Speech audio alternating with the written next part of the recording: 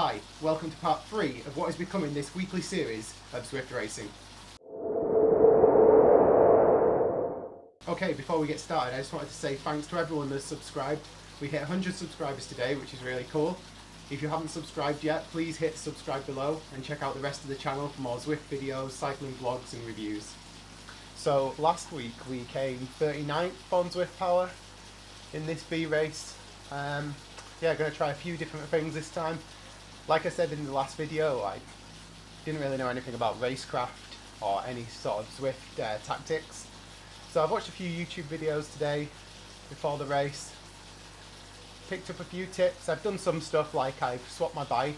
I'm currently level 19 on Zwift, so I can't get the Cervelo, which is supposed to be pretty good, but I've got the Zwift Aero bike and I've upgraded to the Zip wheels as well. So currently in the pen, about 20 minutes to go. There's only 5 people here, but just warming up. Feeling really sort of out of energy today. So I wasn't actually going to do this race. I was going to get out on the bike and ride in real life, but then it's been a bit miserable, raining on and off. So I thought, well, I'll just sit here and do this. It's only going to take half an hour. Okay, so rather than talk too much before the race, let's cut straight to the race now. And then afterwards, we'll go over the results on Zwift Power. Okay, we've got about a minute to go now. Got, what's that, 96 people in the race. Good number. So one thing I've just seen when watching the videos is someone explained about the 3-second power. So I already knew that Zwift was using the 3-second average from the power from my turbo. Never really considered it when Zwift racing, so you want to be hitting like a decent power with 3 seconds to go. Because otherwise, if you've got 0 watts until go, and then say you do 300 watts for a second, but Zwift's only going to think you did 100 watts for that second because it's going to divide it by 3. Alright, so I got a bit distracted then trying to explain that I need to set off with 3 seconds to go and almost forgot to do it. Alright, so this race is going to be a little bit of a quiet one. This is the hardest thing I've ever done, I think.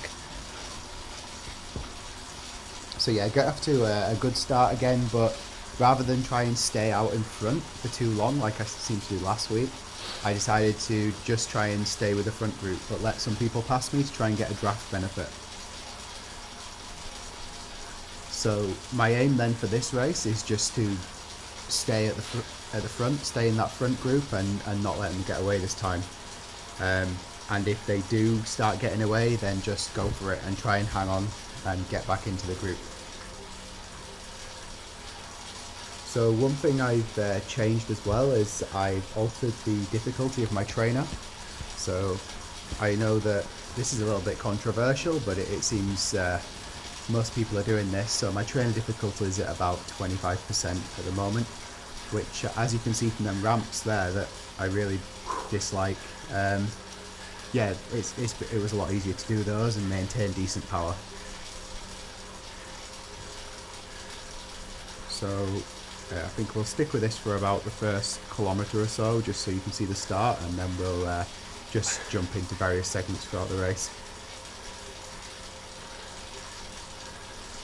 So already my heart rate's really getting up there quite high, and I'm having to put out way above my FTP at the start of this race. And as you can see from my face, it's already looking like I'm about to die.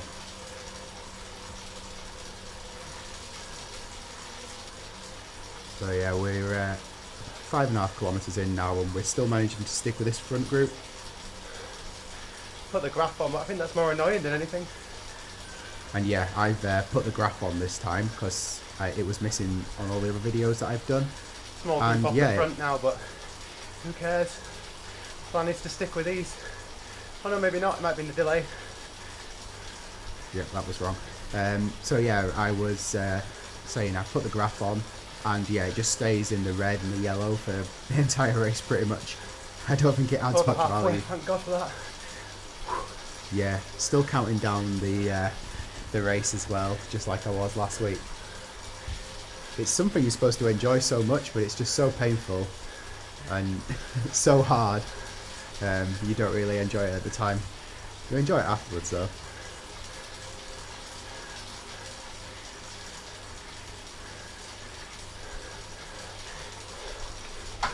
So yeah, using the feather here on the ramps. In the last video, I questioned whether this was the correct place to use it, and pretty much everyone has said yes. People also said I was right to use it at the end as well, because it will lower your weight, which will give you a watts per kilogram advantage right at the end.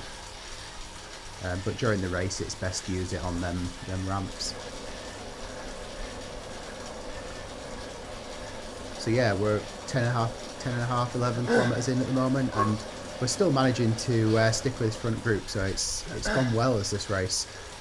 It's been quite steady actually. It's, you know, I've had to put the power out, and I've had to put more power out than I put out last week, which is one of the reasons I'm not talking that much. But it's been, yeah, once we sort of got throughout the first Second to last lap, ramps, that were. One more set of ramps to go.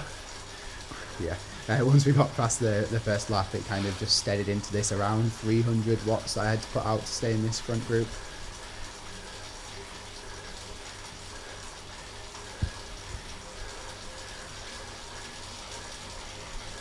I've also been questioning this as well on the Facebook group, the Zwift Racers Facebook group. You seem to go wide when you go around a corner, and apparently that is, as you can see right there, apparently that is just what everybody sees of their own avatar, or what a lot of people see of their own avatar. So yeah, it's last set of ramps, and it actually, you aren't going wide. It's about a quarter. So you're not actually losing draft when you go wide around the corner. And yeah, like I said earlier, I turned the trainer difficulty down. I'm at the back.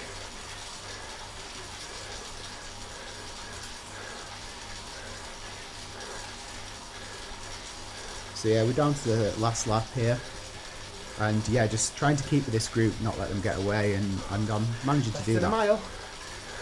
Yeah, still counting down, and then yeah, 0.3 kilometers to go, just under, and I decide this is the time to go for it. Don't know if it's the right time to go for it. Just like last week, I haven't got big power in me, like 600 watts, 500 watts, and then we're over the line. But that really was absolutely everything that I had. So, little recovery, and then I finished the video pretty sharpish because I'm not feeling well at this point. Hardest thing ever. Right, I'm going to cut you off here because I feel terrible. We'll check out the results together later. Okay, so into the results, and yeah, sorry for the abrupt end to the video just then. I was not feeling great after that and dashed off because I did feel like I was about to throw up, but luckily I didn't. I'm sure you all wanted to know that. So yeah, that is the hardest I've ever gone on the turbo, ever. And probably hardest I've ever gone cycling, even harder than when like climbing big climbs and stuff, because at least then you're sort of taking it at your own pace. But yeah, it kind of paid off as well. So here are the results. Came 8th after we filtered out all the people that got disqualified for whatever reason, which yeah, really happy with that, top 10 finish out of 61. So what I changed, that I turned the trainer difficulty down. It's on about 25% now. Which seemed to really help with them little ramps that I was struggling on. I've also changed bike, although that shouldn't affect how much power I put down. But yeah, so I've got the Zip wheels and I've got the Zwift Aero bike. And then when I upgrade to level 20, I will get the Cervelo bike that's supposed to be good. So the other things that I have done that I learned from watching YouTube videos, particularly one by Chris Pritchard and then another one, I forget who did it, but I'll link it in the description below. So I didn't let the group in front go.